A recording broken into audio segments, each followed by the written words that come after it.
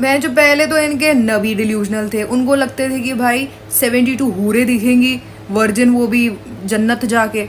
असलियत में और मैं हमारे महाराष्ट्र की हुकूमत से ये मुतालबा करता हूं कि एक मोहतरमा है, पूना में कानून की डिग्री हासिल कर रहे हैं और रसूलुल्लाह सल्लल्लाहु अलैहि वसल्लम के शान में अनाप शनाप बक रहे हैं, और बाद में जो वारिस पठान और दीगर लोगों ने कंप्लेन किया तो उन्होंने कहा कि नहीं नहीं, मुझे पड़ोसी मुल्क से पाकिस्तान से किसी ने मुझे गाली दी तो मैंने वीडियो बना दिया।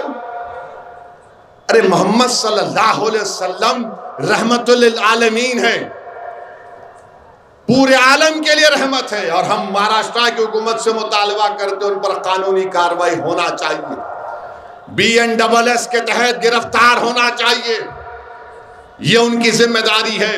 और तीसरी बात यह है कि एक मध्य प्रदेश के मिनिस्टर हैं, उन्होंने एक भारत की एक खातून ऑफिसर के खिलाफ अनाप शनाप बक दिए कि उनको हमने वहां पर भिजा दिया। ये कौन सा चीज है ये? और मध्य प्रदेश की बीजेपी हुकूमत उस मिनिस्टर को गिरफ्तार क्यों नहीं करती?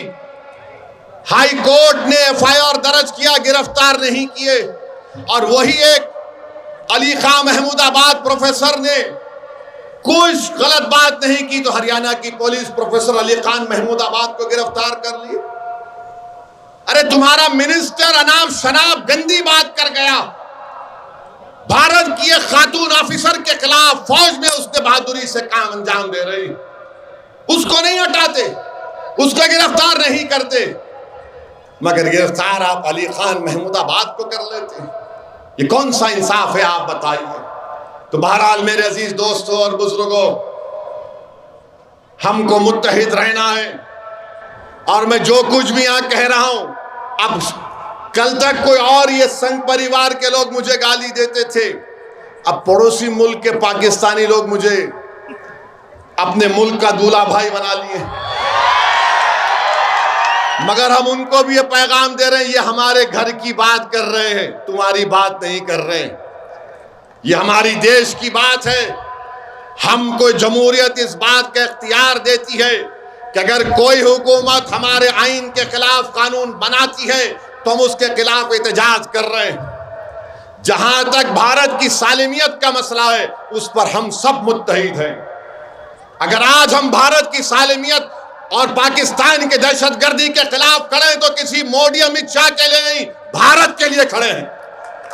हम शख्सियतों के लिए नहीं खड़े, इस देश के लिए खड़े हैं। पहले भी खड़े थे, आज भी खड़े और कल भी खड़े रहेंगे, क्योंकि इस देश की आजादी में सबसे पहले अगर किसी ने अपना खून बहाया तो हमारे गय्यूर उलमा इकराम ने बहाया था।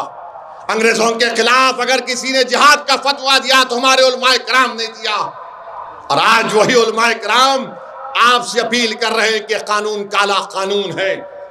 मुत्तहिदा तौर पर हमको इस कानून के खिलाफ खड़े होना है और पुरअमन तरीके से एहतजाज में हिस्सा लेना है। हम अल्लाह से भी दुआ करते रहे कि अल्लाह सुब्हानहू तआला हमारी इन कोशिशों को अल्लाह कामयाब कर दे, अल्लाह हमारी इन कुर्बानियों को कबूल फरमाए, क्योंकि याद रखो वफ़ का मालिक अल्लाह है और मस्जिद अल्लाह का घर है। हम अल्लाह की मखलूक हैं, जमीन और आसमान का खालिक अल्लाह है। जिस चीज का मालिक रब्बे कायनात है, जिस मस्जिद को हम अल्लाह का घर बोलते हैं, अगर हम उसकी हिफाजत के लिए नहीं खड़े होंगे तो तुम में क्या गीरत बाकी रहेगी? तुम तो फिर एक चलती फिरती लाश बन जाओगे। जिंदगी का अगर सबूत देना है, मिली गीरत का अगर सबूत देना है, अगर इस आइन को, संविधान को बचाना है, भारत को मजबूत करना है, भारत को विकसित भारत बनाना है, तो यहां पर कोई ऐसा कानून, कोई हुकूमत नहीं बना सकती जो किसी के मजहब के खिलाफ जाता, जो किसी भारत के आइन के फंडामेंटल राइट्स के खिलाफ जाता। तो हम पहले भी कह चुके हैं, आज भी कह रहे हैं, इस काले कानून को मुस्तरद करते हैं। क्या आप इस काले कानून को मुस्तरद करते हैं? क्या आप वक्फ के इस बिल को रिजेक्ट करते हैं? अगर रिजेक्ट करते हैं तो अपना सेल फोन खोल के लाइट की बत्ती जलाइए, ताकि बीजेपी आरएसएस के दिमाग की बत्ती जले। जलाइए सेल फोन। पूरे वरंगल में देखो, यहां पर आज इस्लामिया ग्राउंड में सेल फोन की लाइटें खुल गई हैं जो इस कानून को रिजेक्ट करती है। नारा लगाइए, नारे तकबीर, नारे तकबीर, नारे तकबीर। भारत भारत। सलाम अलैकुम।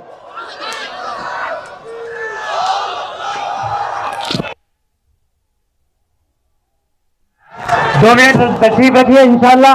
अब मैं आज की करारदाद पेश करने के लिए मोहतरम जनाब सैयद सुभानुद्दीन साहब जमात इस्लामी से गुजारिश करता हूँ वो आज के इस इजलास की करारदाद मुख्तसर पेश फरमाए।